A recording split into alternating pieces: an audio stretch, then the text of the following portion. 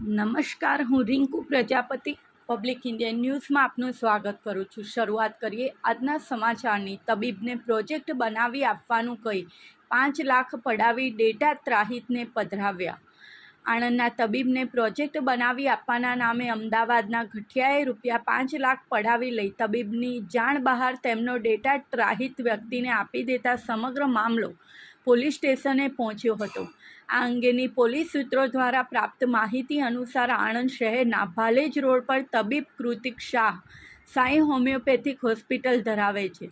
તેમણે કોરોના કાળથી અત્યાર સુધીમાં 100થી વધુ હોમિયોપેથિકની સારવાર અંગેના ઓનલાઈન સેમિનાર કરીને હોમિયોપેથિકની વિજ્ઞાનની સારવાર વિશેની પ્રોફેશનલ અને પબ્લિકના માણસોને સમજ આપવા ઉપરાંત દર્દીઓ તેમજ વિદ્યાર્થીઓને હોમિયોપેથિકની સારવાર વિશે જ્ઞાન મળે તે હેતુસર ઓનલાઈન વેબિનાર અને સેમિનાર કર્યા છે।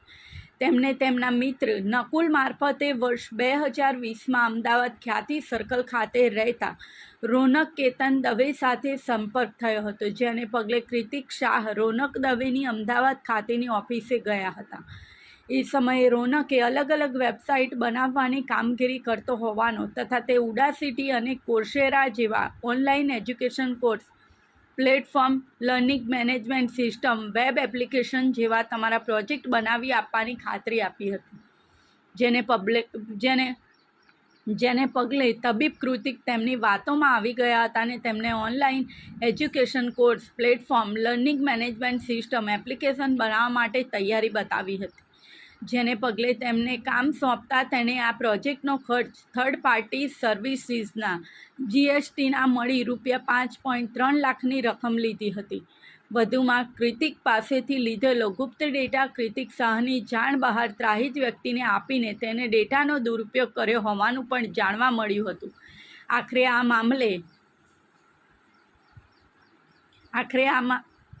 આ મામલે તેમણે આણંદ શહેર પોલીસ સ્ટેશનમાં રોનક દવે વિરુદ્ધ ફરિયાદ નોંધાવતા પોલીસે ગુનો નોંધી કાર્યવાહી હાથ ધરી છે।